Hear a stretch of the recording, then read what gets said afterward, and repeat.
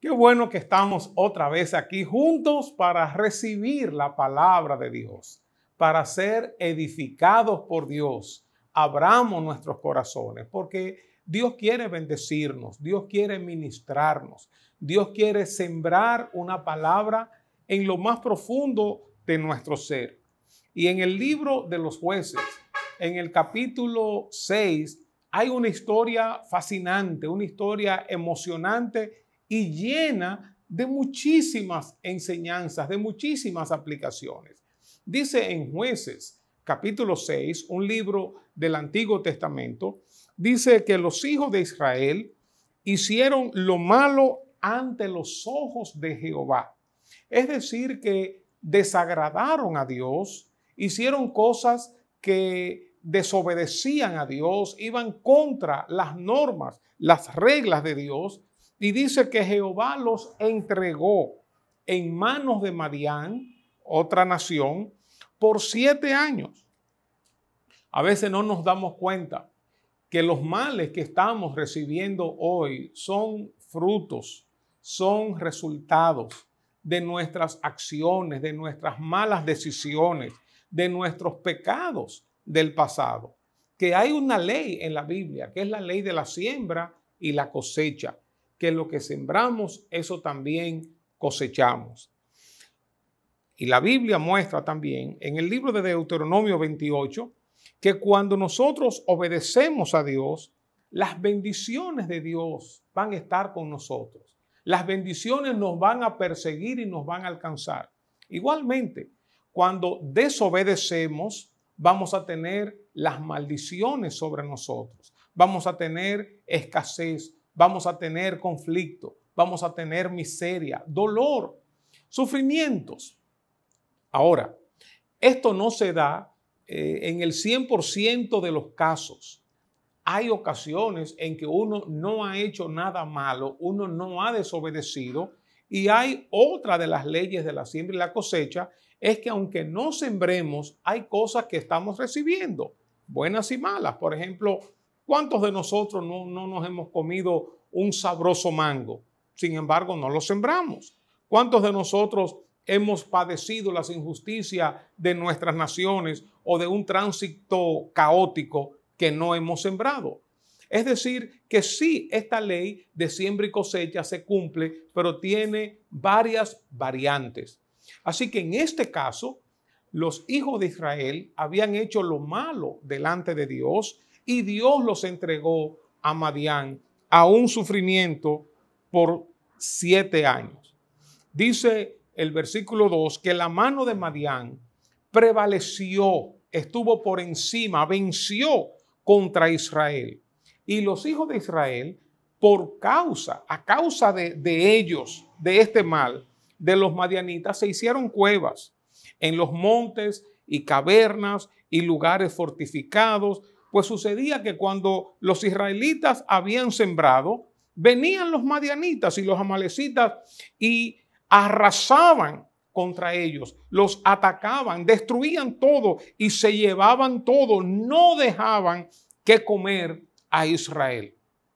Ellos venían en grande multitud, dice la Biblia, como langostas, y que sus camellos eran innumerables y venían a Israel para devastarla. Una vida miserable, una vida difícil, que muchas veces nosotros nos acostumbramos. Decimos, bueno, esta es mi cruz, esta es mi carga, esta es la vida. Y no, quiero decirte que no, la vida no tiene por qué ser así. Una vida desgraciada, miserable, una vida de problemas, de conflicto. Dice el versículo 6, Jueces 6:6, que de este modo empobrecía a Israel en gran manera por causa de Madián. Y uno se pregunta, ¿cuándo termina un ciclo de desgracias? ¿Cuándo termina una mala racha? ¿Cuándo termina una etapa de dolor, de sufrimiento, sea a nivel personal, a nivel matrimonial, familiar, en tu trabajo, en una nación, en el mundo? ¿Cuándo termina? La Biblia nos da la respuesta. Dice el versículo 6, que de este modo empobrecía Israel en gran manera por causa de Madián. Y los hijos de Israel clamaron a Jehová. Clamaron a Jehová.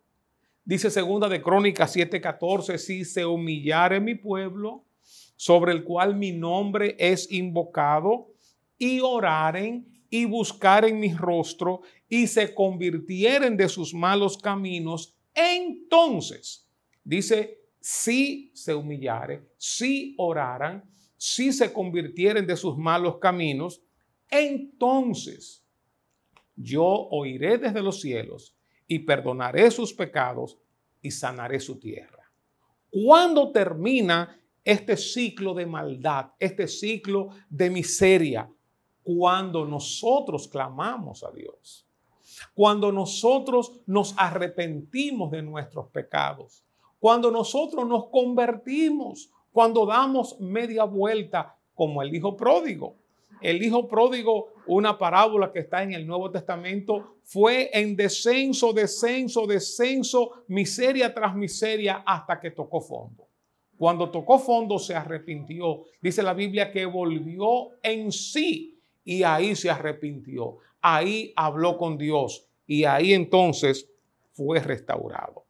Dice el versículo 7 que cuando los hijos de Israel, cuando clamaron a Jehová a causa de los madianitas, el versículo 8 dice que Jehová envió a los hijos de Israel un varón profeta y le dijo unas palabras. El cielo se mueve cuando nosotros oramos. El cielo se mueve cuando nosotros nos arrepentimos. El cielo se mueve cuando nosotros nos convertimos de nuestros malos caminos. Si tú quieres ver el mover de Dios en tu vida, en tu familia, en tu trabajo, en tu nación, clama a Dios, clamemos a Dios. Arrepintámonos de nuestros malos caminos. Convirtámonos, demos una media vuelta, un giro de 180 grados.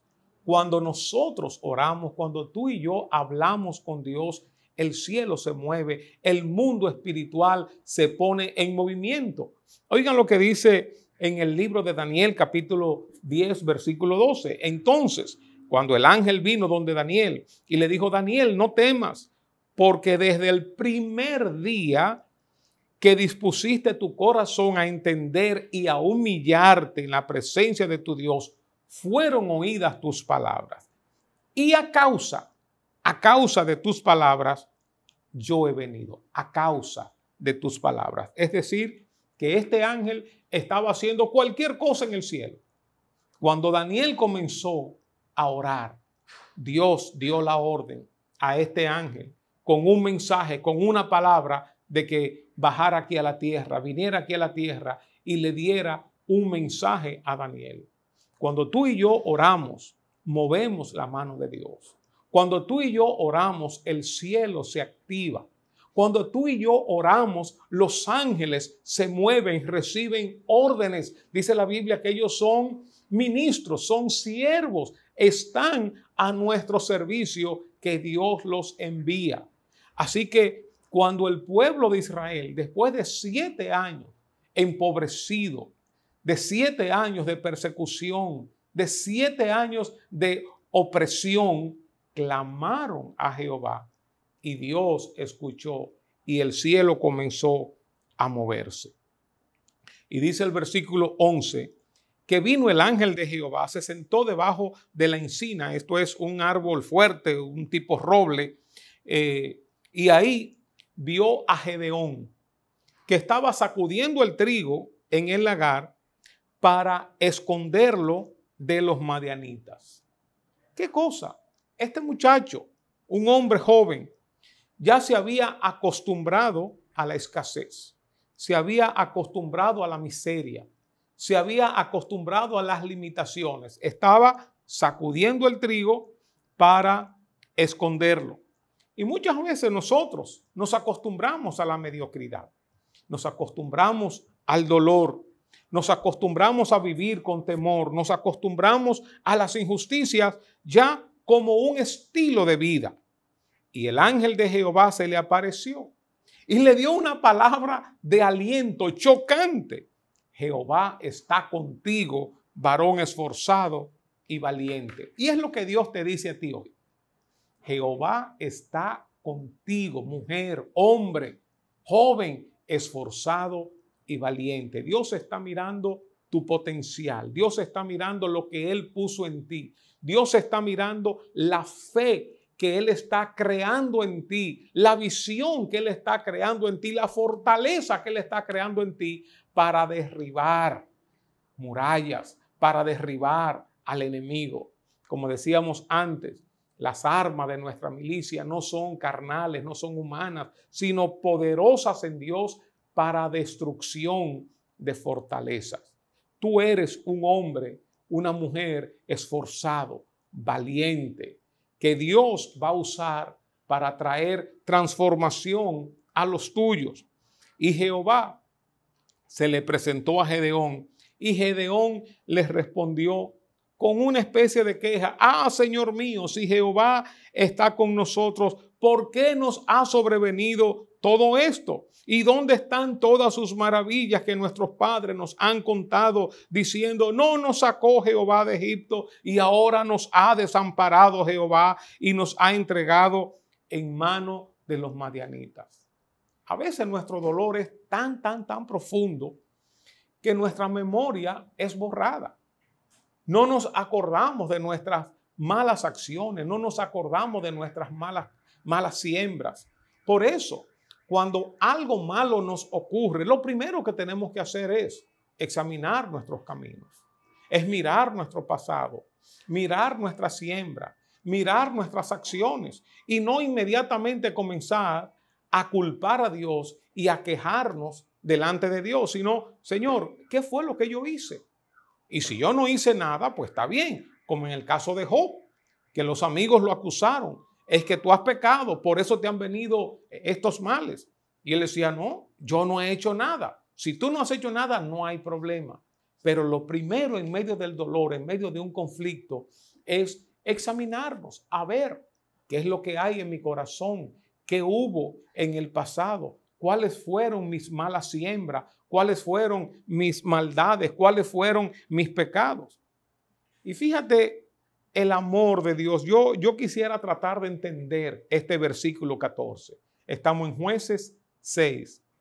Dice la Biblia, y mirándole Jehová le dijo. Mirándole, wow, esa mirada de Dios. Como cuando Jesús miró a Pedro.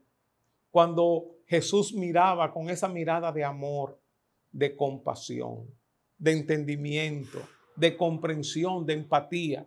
No una mirada de condenación, ni una mirada de acusación. Y él le dijo, ve con esta tu fuerza y salvarás a Israel de la mano de los madianitas. ¿No te envío yo? Entonces les respondió Gedeón, Señor mío, ¿con qué salvaré yo a Israel? He aquí que mi familia es pobre en Manasés y yo el menor de la casa de mi padre. Con muchas excusas, Dios quiere usarte. No importa que tú no tengas mucha experiencia, no importa que tú no tengas mucho conocimiento, que no tengas un currículum extraordinario. No, Dios quiere usarte tal y como tú eres, con el conocimiento, con la experiencia, mucha o poca que tú tengas, con tus fortalezas, con tus debilidades. No demos excusas a Dios.